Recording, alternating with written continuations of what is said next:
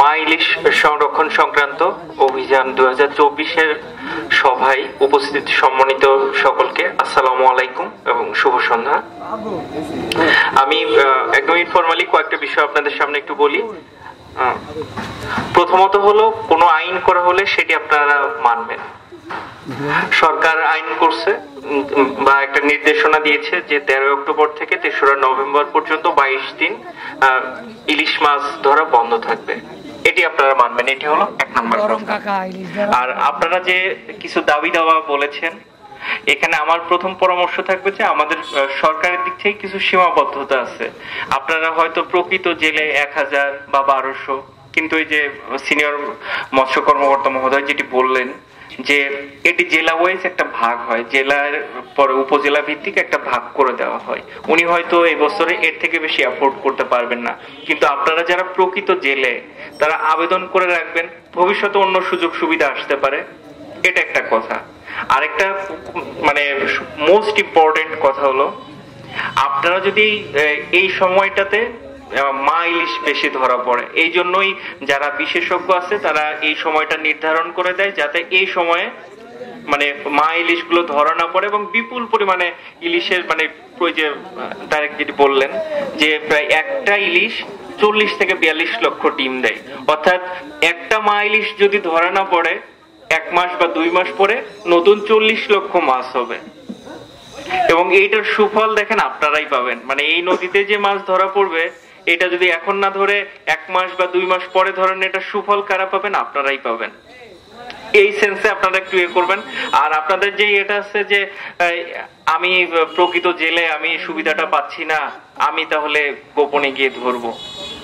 এখন সরকার আমাকে কিন্তু আবার ওখানে আইন প্রয়োগ করার ক্ষমতাও দিয়েছে।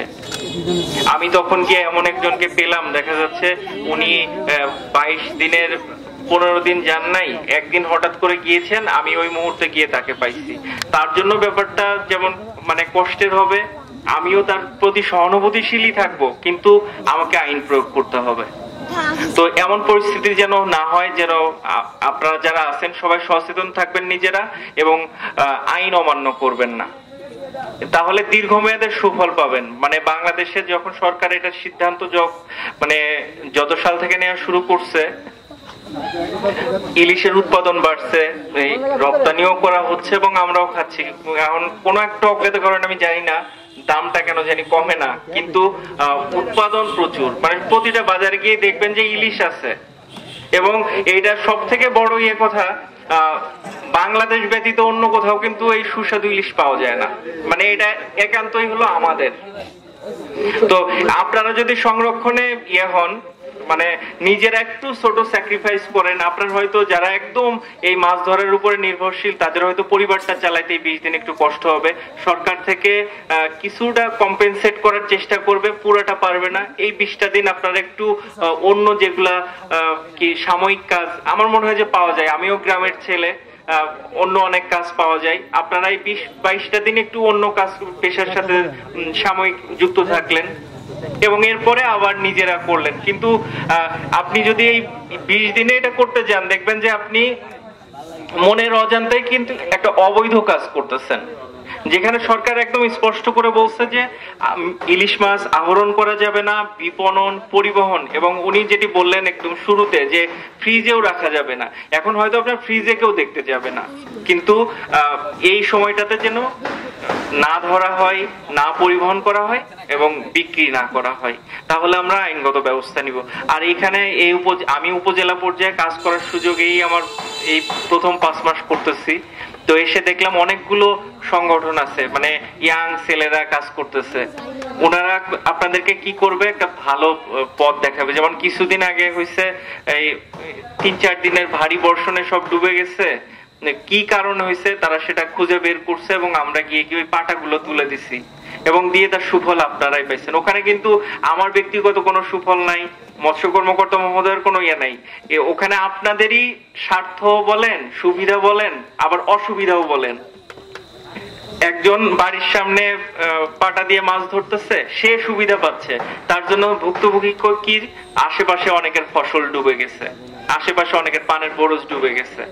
তো এখন আপনি ব্যক্তির স্বার্থে আরেকজনের ক্ষতি করবেন না ভালো করবেন সেটা আপনাদের ব্যাপার। আর একটা জিনিস, আইন প্রয়োগ কখনো চূড়ান্ত সমাধান না। আমরা যেটা করতে পারি, আমরা গিয়ে সচেতন করছি, সচেতন করাই কাজ হয়েছে বলে আমরা কোনো আইন প্রয়োগ করতে হয় না। কিন্তু না হলে হয়তো আমরা আইন প্রয়োগ করতাম, তখন একটা ভিন্ন একটা ইয়ে। কিন্তু আপনারা সচেতন হয়ে পরে দেখলাম যে অনেকগুলো সরিয়ে নিয়েছেন, এবং এই ইয়াং ছেলেরা এগুলাতে মানে একদম সারা দিন, আমি হয়তো 2-2.5 ঘন্টা ছিলাম, কিন্তু সারা দিন রোদের মধ্যে কাজ করছে অনেকেই, খুবই অ্যাপ্রিসিয়েট করার মতো। তো আমি এবারও প্রত্যাশা থাকবে যে আপনারা যারা প্রকৃত জেলে সুবিধা পান আর না পান, আপনারা মৎস্য কর্মকর্তা মহোদয় যেটি বলছে তার কাছে গিয়ে বা ইউনো স্যারের কাছে গিয়ে আপনারা আবেদন করবেন যথাযথভাবে। তারপরে আপনারা এনলিস্টেড হলেন যে সরকারের একটা ক্যাটাগরিতে আপনারা প্রকৃত মৎস্যজীবী, ভবিষ্যতে যে কোনো সুযোগ সুবিধা আসলে যেন সেটি আপনারা পান।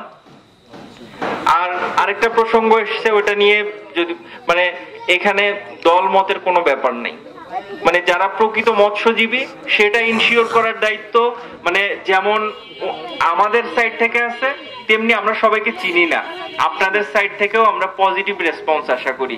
আপনারা হেল্প করলে আমার ধারণা যে এখনকার সময় সব থেকে মানে যোগ্য প্রকৃত জেলেরাই সুবিধাটা পাবে, এটাই প্রত্যাশা থাকবে। আর আপনারা সর্বোপরি আইন কানুন মেনে চলবেন। দেখেন, একদিন মাছ ধরতে গিয়ে এখানে জরিমানার কথা বলা আছে, সর্বনিম্ন 1 বছরের জেল, সর্বোচ্চ 2 বছরের জেল।